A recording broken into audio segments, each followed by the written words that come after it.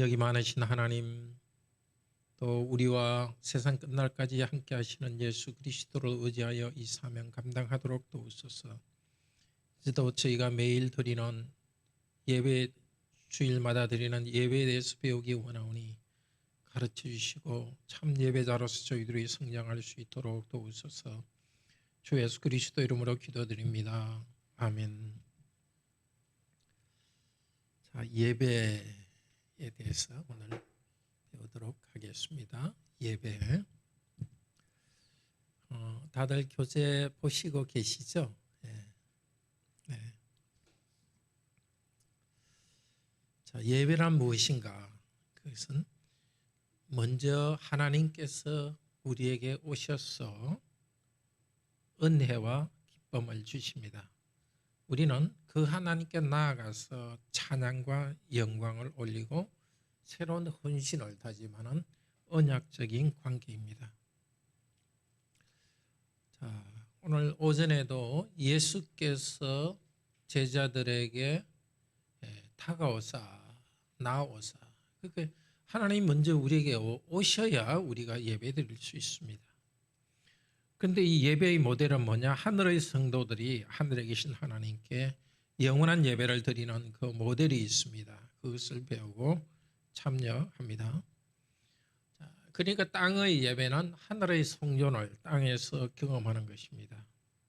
다시 반복하자면 성삼위 하나님이 먼저 우리에게 오셔서 은혜를 먼저 주시고 자신을 주십니다. 인격적으로 임재하십니다. 말씀을 주시고 구원의 은혜를 주십니다. 이제 그 하나님이 주시기 때문에 교회는 엎드려 절하면서 하나님께로 나아갔습니다. 예배의 몇 가지 중요한 특징은 첫째로 하나님께서 우리에게 오심을 우리는 받고 반응하며 나아갑니다. 둘째, 우리가 6일 동안 살아가는 삶이 그걸 가지고 예배로 돌아옵니다. 물론 6일 동안 생활에 대한 염려 때문에 예배에 집중을 못한다. 그건 곤란하죠. 그렇지만 6일 동안의 우리의 삶의 고뇌, 고민 이런 것을 가지고 하나님께서 해결해 줄 것을 기대하면서 예배로 돌아옵니다. 그리고 예배 드린 다음에는 또 생활과 분리되는 것이 아니라 예배에서 배운 하나님 말씀대로 그대로 살아가는 이 두 개가 연결되는 것이 정상입니다. 그래서 예배에서는 일상을 잊어버리지 않고 그러나 염려 없이 편하게 묵상하며 하나님께 나아갑니다. 현실의 문제가 예배 가운데 해결되고 또 예배 드리면서 우리 성도님들은 그걸 생각하죠. 내 이 문제는 어떻게 해결해야 되는가? 생각할 때 하나님께서 또 답을 주시고 답을 받은 우리 성도님은 또 나가서 그대로 순종하면서 예배의 은혜가 삶으로 이어집니다. 예배는 개인적인 것이 아니라 성도의 공동체로서 하나의 공동체적입니다. 또 전인격적으로 예배를 드립니다. 인간의 지성, 의지, 감정이 다 동원됩니다. 말씀을 깨닫고 죄의 문제로 통곡하고 주시는 은혜를 노래하며 말씀에 순종할 것을 결심합니다. 그러니까 어떤 경우에는 예배를 막 그냥 감정만 고조시키려는 그 하나님이 누구인지를 정확히 쳐다보지 않고 감정만 고조시키려는 그런 예배가 문제죠. 거기에 대한 반발로 또 어떤 예배는 하나님을 우리가 만나면 자연스럽게 기쁨이 있고 표현이 있는데 그걸 감정적인 걸 아주 누르는 지성주의적인 그런 예배. 그것도 정상적인 예배가 아니죠. 우리가 감성, 지성, 의지가 다 있기 때문에 다 자연스럽게 우리 하나님 말씀을 따라서 우리의 전인격이 움직이기 때문에 그럴 필요가 있습니다. 개혁교회의 전통은 좀 자꾸 너무 지성주의적으로 흐를 수 있는데 지성이 제일 먼저 가는 것은 맞습니다만은 우리 예배 때도 성도님들이 정말 긴장을 풀고 그 하나님을 즐거워하고 정말 우시고 싶을 때는 좀 다른 사람 방해 안 되고 울기도 하고 그럴 수 있습니다. 뭐 아멘하고 하셔도 좋습니다. 그 아멘이라는 게 다른 성도들에게 함께 예배드리는 데 도움이 된다면 그렇게 하셔도 좋습니다. 자, 그러니까 예배에서는 하나님이 오시고 또 우리가 나아가는 것이 반복되면서 하나님은 우리 마음을 더 여시고 우리는 더욱더 하나님께 나갑니다. 그런 교제 가운데서 우리는 변화되어 갑니다. 예배는 변혁이 일어나는 겁니다. 깨끗하고 거룩하고 영광스러운 존재로 변화되어 갑니다.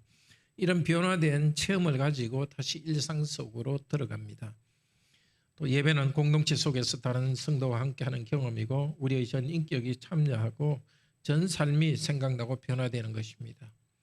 이렇게 예배가 우리의 변화를 일으키기 때문에 예배의 성공에서 성도의 삶의 승리가 시작됩니다. 이제 예배 순서를 통해서 순서가 어떤 의미인지를 좀 보도록 하겠습니다. 예배 각 순서는 하나님이 우리에게 나아오시는 것과 우리가 하나님께 나아감이 위로 올라가는 것이 반복되면 됩니다. 그래서 우리 통상 예배에서는 이런 사이클이 한 4번, 5번 이루어집니다. 자, 별표에서는 하나님을 맞이하기 위해서 우리가 이렇습니다. 첫 번째는 하나님께 나아갑니다. 이 하나님께 나아간다는 것은 우리가 살아가는 생활 세계에서 영적인 또 우리가 영적으로 하나님과 관계 속에서 살아갔지만 그런 생활이 아니라 하나님께 집중하는 이 현장 속으로 들어오는 것이 예배에 나아가는 것입니다. 먼저 하나님께서 초대합니다. 초대는 하나님께서 위에서 내려오시는 것입니다. 수고하고 무거운 짐진 자들아 다 내게로 와라 내가 너희를 쉬게 하리라. 영적 잔치로 오라고 부릅니다. 자, 지금까지 우리 인생에서 우리에게 교회에 영적 안식과 구원을 주셨습니다. 그렇지만 이 초대를 통해서 하나님께서는 약속하십니다. 이 예배에서 더 새롭게 더 풍성히 은혜를 주실 것을 약속합니다. 이 약속은 재림 후에 완전한 안식을 누릴 때까지 계속됩니다. 그런데 이 초대 앞에 또 사실이 있는 게 부름이라는 게 있습니다. 여호와여 우리의 도우심은 여호와께 있도다 하고 여호와께 나가면서 또 여호와를 부르는 그 하나의 의식이 더 있기도 합니다. 그러니까 하나님의 도우심과 하나님을 찬양 이름을 부르는 것이 먼저 있고 그 다음에 하나님께서 우리에게 오라고 초대하고 그 뒤로 이어가는 통상 그렇게 또 하기도 합니다. 근데 저희는 그건 생략하고 하나님께서 초대하는 것에서 먼저 시작했습니다. 하나님께서 초대에 대해서 우리는 위로 성령, 덕솔로지 하나님께 영광을 돌립니다. 부르신 하나님의 영광을 찬송합니다. 자, 이 찬송 중에는 하나님에 대한 찬송도 있습니다. 하나님 그분에 대해서 하나님 그분을 찬양하라 이런 것도 있고요. 그 다음에 하나님을 2인칭으로 직접 말하는 것도 있습니다. 거룩 전능하신 주여. 이 주는 당신이거든요. 그래서 하나님이 우리를 불러주셨으니까 우리는 당신은 전능하고 거룩합니다 하고 고백합니다. 이 직접적으로 고백하는 그런 찬송이 더 적절하지만은 뭐 다 좋습니다. 또 간구하는 찬송 중에 간구하는 내용도 있습니다. 북에 그는 강림하사. 그것도 이 앞쪽 부분 할 수 있지만은 그것보다는 간구하는 것보다는 하나님 그분이 어떤 분인지 이렇게 해달라 이렇게 하는 게 아니라 하나님 당신은 이런 분이다는 것을 선언하고 고백하는 찬송이 더 이제 여기에는 좀 적절합니다. 그러니까 성부 하나님을 중심으로 해서 삼위 하나님을 찬송합니다. 두 번째는 이제 고백과 용서 단계입니다. 이렇게 하나님을 우리가 만났습니다. 그 다음에는 더 깊이 2차적 만남으로 돌아갑니다. 하나님이 어떤 분인지를 고백합니다. 찬송으로 고백한 하나님을 좀 더 구체적인 신앙 고백으로 고백합니다. 우리는 사도신경에서 성부 하나님께서 창조하고 돌보심에 대해서 고백합니다. 성자 예수님께서 구원의 일하심을 고백하고 성령 하나님께서 구원의 은혜를 교회를 통해 적용해 주시는 것을 고백합니다. 매주 하는 고백이라서 형식적으로 되지 않도록 또박또박 천천히 고백합니다. 입술로 고백하면서 우리 마음은 하나님의 임재에 집중합니다. 그러니까 입술의 고백이 우리 영혼의 지금 우리의 그 고백을 들으시는 하나님께로 집중할 수 있도록 그 경외하면서 하나님을 경배합니다. 근데 이 신앙 고백도 어떤 면에서는 성령의 한 형태라고 할 수 있습니다. 당신은 이런 분입니다 하니까 성령이라고 할 수 있습니다. 자, 신앙 고백한 다음에 이제는 우리가 하나님을 향하여서 우리 죄를 고백하고 그러면 하나님께서 사죄의 선언을 하는, 위로 올라가고 하나님께서 내려오시는 것이 하나의 순서에 있습니다.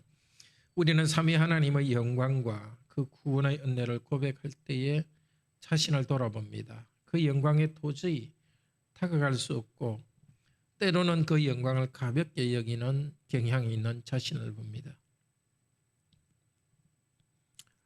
그리고 우리 자신의 죄와 영적인, 정신적인, 육체적 고통을 생각합니다. 그리고 예배의 순간에 우리 자신에게 있는 죄를 보면서 용서를 구하고 힘주실 것을 간구합니다. 탄식이죠. 죄에 대한 고백과 고통에 대한 탄식입니다. 자, 하나님의 은혜 때문에 예수 그리스도의 피로 용서하시고 성령님의 새롭게 하심을 확신하면서 기도합니다. 아울러서 우리의 부족함에도 불구하고 이 땅에 필요한 모든 것을 공급하시고 우리를 통해 하나님 나라를 세우신 은혜에 대한 감사 기도를 드립니다. 그러니까 우리 자신의 죄와 고통을 아뢰고 또 하나님께서 주시는 은혜를 감사합니다. 공동체적인 그 기도를 하는데요. 개인적인 치유를 경험하도록 중간에 잠깐 개인 시간, 기도 시간도 드립니다. 사죄의 선언을 기도 중에 하죠. 목사가 정리하는 대표 기도를 통해서 개인적으로 고백했던 고백을 공동체의 고백으로 정리하고 사죄를 선언하고 감사합니다. 또 우리 교회뿐만 아니라 하나님의 보편교회와 온 세상 하나님 나라의 확장을 위해서 기도하고 또 이후 예배 순서를 통해서 더 정결하고 거룩하게 영광스럽게 해주실 은혜를 간구합니다. 자, 이렇게 사죄의 선언을 해주셨기 때문에 감사 찬송합니다. 용서와 치유 그리고 승리를 주신 삼위 하나님께 감사합니다. 이 감사 찬양하는 이후의 예배 시간에 또 이후 앞으로의 삶에서 더욱 은혜 주시고 승리하게 해주시리라는 믿음을 고백합니다. 이 찬양은 고백의 강구 후의 찬양은 역시 삼위 하나님을 찬양하지만 주로 성자 예수님의 죄 용서에 대한 찬송을 찬양합니다. 찬송의 제일 앞에는 삼위 하나님 중에서도 특히 성부 하나님께 집중하고 두 번째 죄 용서와 이 기도 후에는 성자 예수 그리스도에 집중합니다. 그래서 우리가 죄 용서에 대한 찬송을 하거나 예수님 그리스도의 부활에 대해서 찬송하기도 하고 이 시간에 성탄 예수님의 나심에 대해서 찬송하기도 합니다. 기쁘다 구주 오셨네 그 찬송하는 이유는 성탄 분위기 내기 위해서가 아니라 우리 주중에 성탄 아닌데도 기쁘다 구주 오셨네는 여러 번 합니다. 성탄 찬송 중에서 복음 내용이 아주 충분하게 들어있어서 그리스도에게 우리가 하신 일을 찬양합니다. 자, 이렇게 처음 하나님과의 만남, 두 번째는 죄의 문제를 두고서 하나님께서 용서해 주신 은혜에 대해서 감사하는 일을 했습니다. 이제는 전체적으로 하나님께서 우리에게 말씀으로 오시는 시간입니다. 말씀은 듣는 말씀과 보는 말씀 혹은 설교와 성례로 우리에게 다가오십니다. 그리고 하나님께서 우리에게 다가오실 때 우리는 아멘으로 화답합니다. 자, 설교 말씀보다도 먼저 있는 것이 성경을 듣기입니다. 사실 어떤 교회 예배는 이 설교 전의 성경 구절을 딱 한 절 읽거나 그런 경우들을 봤어요. 뭐 다 각 목사님에게 성령께서 주신 감동으로 그렇게 인도하니까 의미가 있지만은 그러나 이 예배 시간에 성경을 선포하는 것 자체가 설교 이상으로 그것이 하나님이 주신 말씀이고 은혜가 있는 시간입니다. 그래서 저희 교회 이 되게 성경 듣기 시간은 조금 본문을 길게 잡습니다. 이렇게 그 듣는 순간이 설교보다도 말씀을 듣는 순간이 하나님 말씀을 듣기 때문입니다. 목사는 하나님의 말씀을 들으십시오 이렇게 시작합니다. 근데 말씀 봉독은 조금은 오해를 줄 수 있습니다. 봉이라서 받들어 읽는다는 뜻인데 마치 이렇게 하나님께 올려드린다는 느낌을 줘요. 성경 봉독은. 근데 이건 하나님께 올려드린 게 아니라 하나님께서 위에서 말씀하시거든요. 그러니까 하나님께서 말씀하시는 걸 듣는 겁니다. 물론 이게 성경을 선포하는 분은 하나님의 그 말씀이니까 받들어서 내가 읽어야 되겠죠. 그렇지만 성도 입장에서는 봉독이 아니라 하나님의 선포하는 말씀을 듣는 것입니다. 그런데 중요한 것은 이 성경 말씀 읽는 시간은 설교에 필요한 성경 구절을 읽는 시간이 아닙니다. 목사의 목소리를 통해서 하나님이 지금 직접 말씀하십니다. 마치 구약의 지성소의 법궤위 시온소에서 하나님께서 구약 성도를 만나고 말씀하셨죠. 그것처럼 말씀합니다. 그래서 말씀 듣기로 이렇게 합니다. 그 다음에 조명을 위한 기도. 이 말씀을 이렇게 하나님께 선포하셨는데 이제 이 말씀을 우리 상황에 맞게 성령께서 지혜로 우리에게 지혜의 빛으로 주시도록 기도합니다. 자, 이 시간은 조명 기도 시간은 말씀 선포해 주신 것 감사하고 하나님께서 하늘 문과 성경 말씀을 여시고 우리 마음문을 열어달라고 기도합니다. 교회가 깨닫고 순종할 수 있게 해달라고 기도합니다. 특별히 이 기도는 성령님을 향하여서 기도합니다. 우리를 가르치는 분이니까. 지금은 이 기도를 대신해서 우리가 찬송을 하죠. 예수도 알기 원하네 이렇게 찬송을 합니다. 그 다음에 말씀 선포가 있습니다. 이 말씀 선포는 하나님께서 이미 기록해 주신 말씀을 읽으면서 선포했는데 이제 지금 우리 교회에 구체적으로 하시는 말씀을 듣습니다. 이 말씀 읽는 시간에는 성경 본문의 뜻을 우선 이해합니다. 나가서 우리가 더 구원의 은혜를 깨닫고 순종해야 될 것에 대해서 듣습니다. 그러니까 우리에게 주신 구원을 깨닫는 것입니다. 그 다음에 순종을 결심합니다. 본문의 의미, 또 본문의 의미라는 게 결국 이거죠. 지금 우리에게 주시는 구원의 내용이 무엇인지, 내가 어떤 것을 순종해야 되는지를 듣습니다. 그런데 이 시간에는 좀 목사의 얼굴을 보면서 듣는 것이 좋습니다. 고개를 숙이는 것보다 목사들이 아이 컨택도 하면서 이렇게 주님께서 이렇게 가르치는 시간이니까. 그런데 말씀의 내용만 생각해서는 안 됩니다. 이게 이제 기도도 그렇고요, 찬송도 그렇고 그 구절만 생각하는 것이 아니라 그 기도와 찬송과 말씀의 내용이 되시는 그 하나님을 만나는 것이 중요합니다. 이건 참 신비한 일이죠. 말로 선포하는데 그 말과 함께 하나님께서 다가오십니다. 그래서 말씀과 함께 다가오시는 오늘 우리 오전에 읽었지만 예수께서 나오사 말씀하시고 나오면서 말씀하시는데 우리는 예수님 나오는 걸 육체적으로 보지는 못하지만은 말씀하는 것을 통해 예수님이 오시는 것을 알거든요. 그래서 내 영혼이 그 영이신 예수 그리스도와의 접촉이 일어나고 그리스도를 만나고 또 그리스도 삼위 하나님 앞에서 내가 그렇게 살지 못하는 것에 대해서 참 그 설교를 들으면서 그 하나님 앞에서 슬퍼하고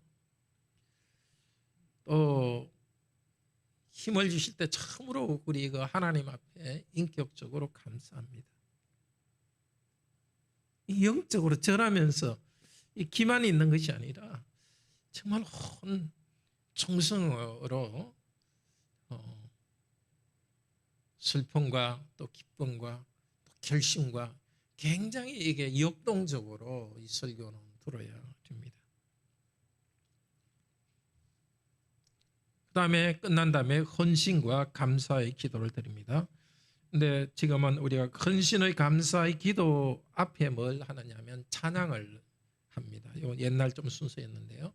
하나님께서 이렇게 말씀을 주셨으니까 우리가 찬송으로 하나님께 감사 찬송 높입니다. 이제 그 찬송의 내용은 이제 설교 내용을 고백할 수 있도록 그에 대해서 많이 준비 많이 합니다. 그러니까 찬송 준비하는데 시간 좀 많이 걸립니다. 이게 제한되어 있기 때문에 그게 적절한 찬송을 고르기 위해서 목사님 저는 많이 했습니다. 그러니까 이 시간은 우리에게 다가오신 하나님을, 이것도 경배의 시간이죠. 말씀도 단순히 지적으로만 깨닫는 게 아니라 말씀과 함께 하나님께서 오셨기 때문에 이제 그 하나님을 이렇게 경배하는 거죠. 그래서 내가 깨달은 것을 내가 입으로 다시 복습하는 것도 있지만 그 하나님을 경배하면서 충성을 다짐합니다. 그래서 우리 일종의 감사와 헌신의 그런 그 찬송이라 할 수 있습니다. 나중에 또 이제 헌신과 감사의 그 기도를 하죠. 우리는 헌금 다음에 이렇게 뒤에 있네요. 헌신과 감사의 기도가 지금 있네요. 전에는 이게 이제 우리가 헌신과 감사의 기도를 2번 했는데 지금은 찬송으로 하고 있습니다. 그러니까 찬송 내용은 주신 말씀을 요약해서 화답하고 구체적으로 내가 더 믿어야 될 것, 변화되어야 될 행동 등을 생각하면서 헌신의 삶을 결단합니다. 교회에 감사를 담아서 하나님께 기도를 올립니다. 또 이제 세상으로 나가서 하나님 나라의 백성으로서 열매 맺고 하나님을 섬길 수 있게 해달라고 간구합니다. 이 부분을 지금은 이제 헌금 기도에 지금 같이 기도 부분은 그렇게 하고요. 우리의 현재 순서는 찬송을 통해서 이런 내용을 하나님께 드립니다. 자, 이제 성례가 있는 때는 말씀이 온과 함께 성례도 옵니다. 말씀의 예식이 귀에 들리는 복음이라면 이제 하나님은 눈에 보이는 복음인 성례를 통해서 우리에게 다가오십니다. 우리는 나아가서 감사를 드립니다. 세례의 물과 성찬의 빵과 포도주는 죽었다가 부활 성천하여 재림하실 예수 그리스도의 전체 은혜를 눈으로 보여주고 그 은혜를 전달해 줍니다. 그러니까 성찬의 물과 성찬의 빵과 포도주, 세례의 물, 이것을 통해서 이루어지는 세례 의식은 예수 그리스도의 구원의 은혜 전체를 나타내는 표시입니다. 그냥 십자가의 죽으심과 부활만이라고 그렇게 좋게 생각해서는 안 됩니다. 십자가의 죽음과 부활은 하늘의 성천에서 다스리심과 재림하여 우리에게 주시는 구원의 전체 은혜이기 때문에 전체 복음의 은혜를 여기서 보고 그것을 받을 때 우리는 그 전체 은혜를 받습니다. 우리는 믿음으로 참여하면서 성령의 능력으로 재용서받습니다. 그리고 그리스도의 몸에 신비하게 연합됩니다. 더 거룩한 삶을 살 수 있는 힘을 공급받습니다.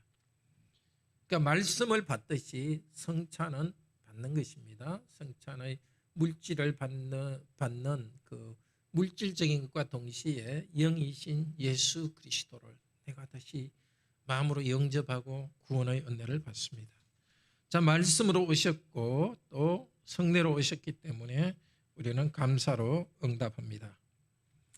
하나님과의 4번째 만남입니다. 감사하여 드리는 시간입니다. 감사의 예물과 찬송을 드립니다. 말씀과 예배 전체를 통해서 주신 은혜를 감사합니다. 또 지난 일주일 동안 지금까지 인생을 통해 주신 은혜를 감사합니다. 그러니까 꼭 예배 때의 그 은혜뿐만이 아니라 하나님의 은혜를 전체적으로 생각하면서 감사합니다. 또 입술의 열매인 찬송을 드리면서 손의 열매인 헌금으로 또한 감사를 올립니다. 이 헌금을 드릴 때는 삶의 활동, 경제 활동에서 행했던 부족함들도 생각날 것이고 부족함에도 불구하고 물질을 주시고 생명을 연장시켜 주셨고 또 앞으로도 물질 생활을 포함한 인생 여정에서 축복해 주실 것을 감사합니다. 이제 주님 나라를 위해서 더 헌신할 것을 결단하면서 드립니다. 찬양합니다.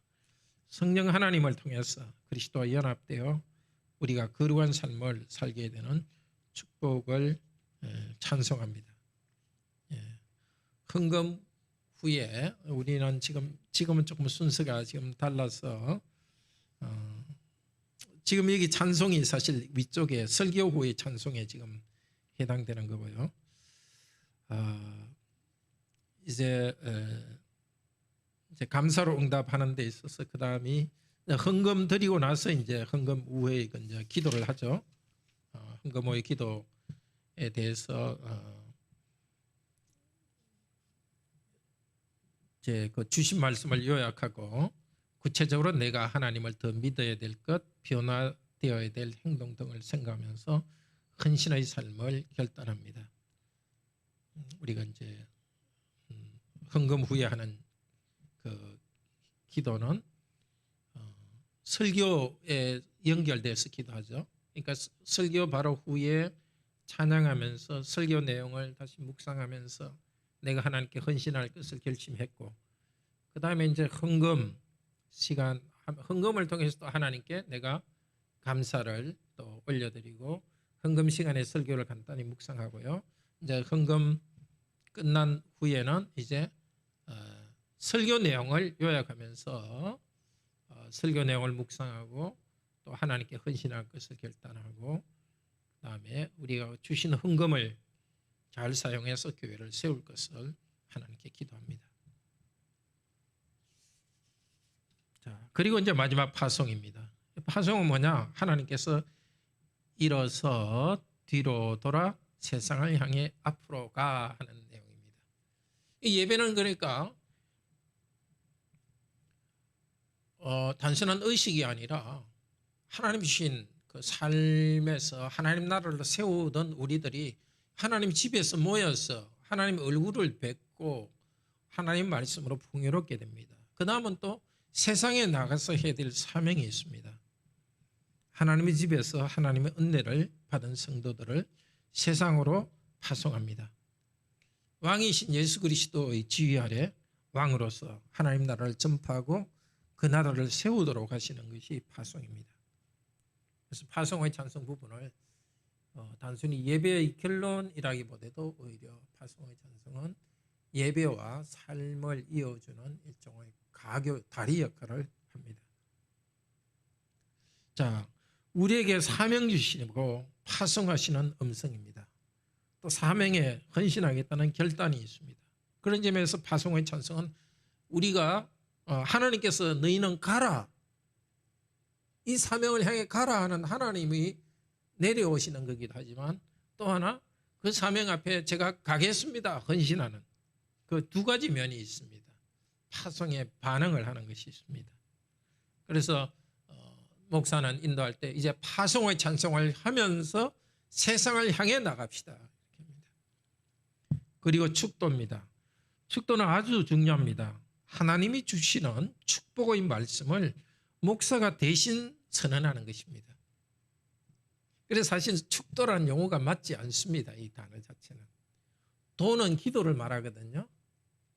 그래서 이 의미를 정확히 하려는 교회들에서는 그냥 강복선언 혹은 축복 이렇게 씁니다. 통상 쓰니까 이렇게 쓰는데요. 하나님께서는 우리 성도들을 사랑하시고 말씀도 주셨고 이제 계속 복 주시기를 원합니다. 그래서 예배에서 하나님께서 만나 주셨고 또 은혜 주셨습니다. 그것을 한마디로 요약하는 것이 바로 이 제사장적인 축복입니다. 앞으로 인생에서 계속 축복해 주실 것을 약속하는 것입니다. 그런데 이 축도는 민수기 6장 제일 뒷부분에 나오는 대제사장의 기도입니다. 하나님께서 대제사장에게 말씀하기를 너는 백성을 축복하라. 그리고 너가 축복할 때 내가 축복하리라 이렇게 말합니다. 이 축복이라 할 때 두 가지 뜻이 있죠. 말로서 축복하는 것이 있고 실제 그 복이 일어나도록 하는 복이 있습니다. 그러니까 목사는 또 구약의 제사장은 하나님의 명령에 따라서 복을 선언해 줍니다. 요한한 내게 복을 주시고 너를 지키시기를 원하며 복 주셔서 지켜주시고 요한한 그 얼굴빛을 내게 비추사 은혜 주시고 그 얼굴을 향하여 두사 평강 주시기를 원하노라. 복과 지키심, 은혜, 평강. 은혜의 결과로서 평강이 있습니다. 평강은 온 삶 전체가 잘 되는 것입니다. 마음의 평화, 또 고난이 있더라도 그 가운데는 결국 잘 되게 해주시는 물질과 건강의 축복, 평화라는 말 속에 다 들어가 있습니다.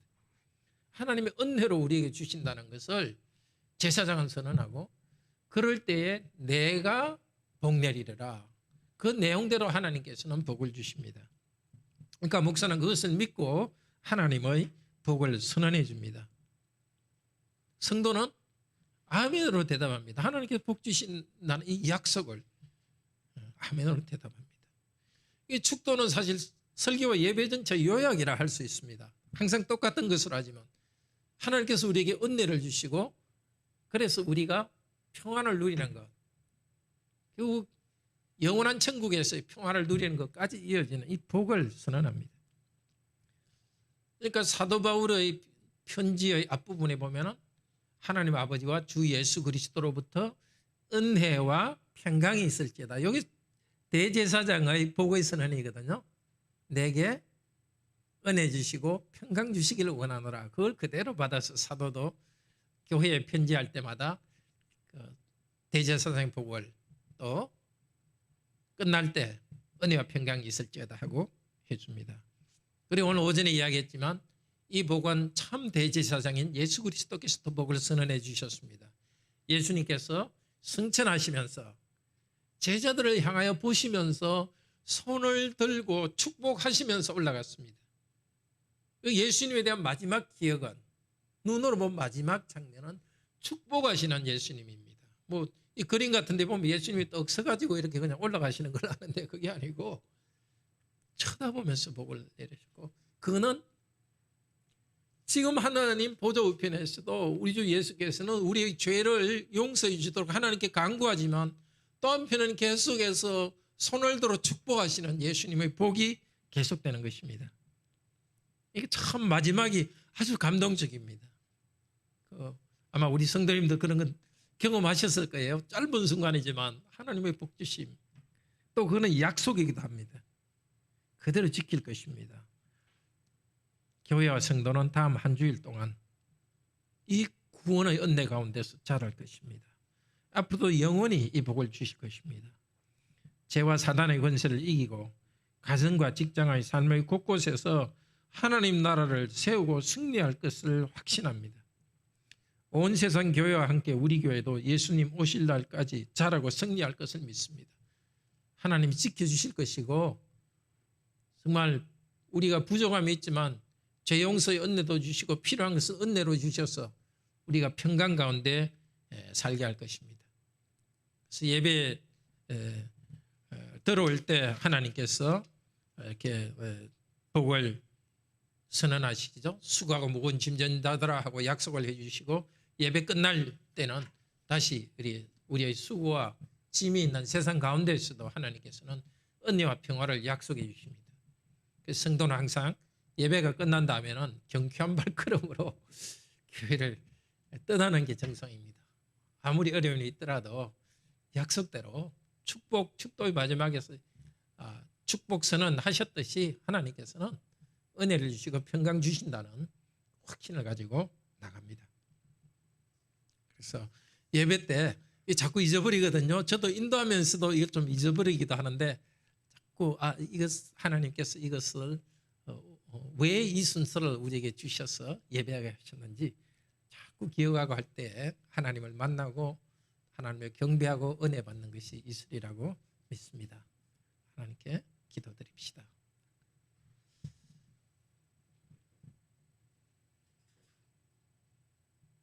하나님께 나아갈 수 없는 죄인들을 예수님의 보혈 공로로 씻어주셔서 나아갈 수 있도록 하시니 감사합니다.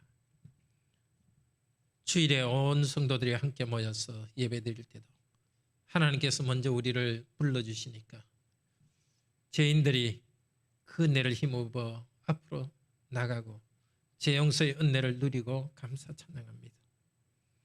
우리가 더 거룩하게 살도록 하나님께서는 말씀을 선포하시고 또 이 시대에 맞게 어떻게 위로를 주실지 또 어떻게 살아야 될지를 목사의 이 설교를 통해서 다시 말씀하십니다.